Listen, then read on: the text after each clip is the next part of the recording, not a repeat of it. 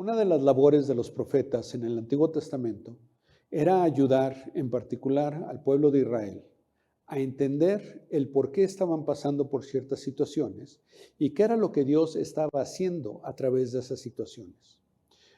Uno de estos profetas, llamado Habacuc, le toca vivir en el tiempo en que el reino del norte Israel y el reino del sur Judá son atacados por otras potencias y eventualmente van a ser conquistados y se va a dar una deportación.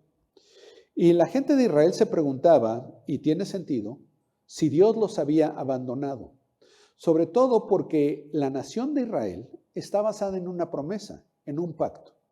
Dios le dice a Abraham que le va a dar una gran descendencia que llegará a ser una nación y que todas las familias de la tierra van a ser bendecidas en él.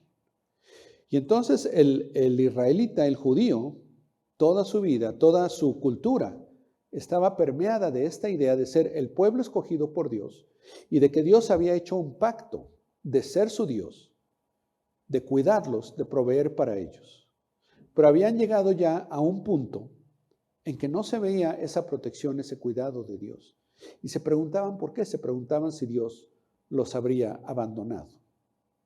El trasfondo histórico es que los reyes, sobre todo en el reino de Israel, que habían estado gobernando, se habían apartado totalmente de Dios.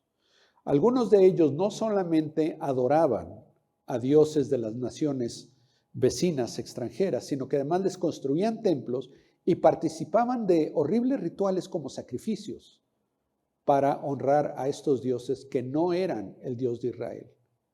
Había sido el pueblo el que había roto el pacto con ellos. Y el profeta Habacuc en el capítulo 2, versículo 4, presenta el porqué o la raíz de esto. Dice el versículo 4 de Habacuc 2, así es el orgulloso, en él su alma no es recta, mas el justo por su fe vivirá. Y el contraste entonces es entre el orgullo y la fe. El orgullo dice, yo soy el que determina lo que debe ser y yo tengo el poder para lograrlo. Mientras que la fe dice, yo necesito de Dios. Y de hecho Dios es el único que tiene el poder de hacer las cosas como deben ser. El orgulloso dice, yo quiero, yo deseo. El justo dice, Dios ha determinado lo que ha de ser. Y Él es el único que tiene la autoridad para esto. Él es el único que es el Señor. Y por lo tanto, yo voy a vivir dentro de sus normas, sus lineamientos, porque eso es lo mejor que puedo hacer. Y por eso el justo, por la fe vivirá.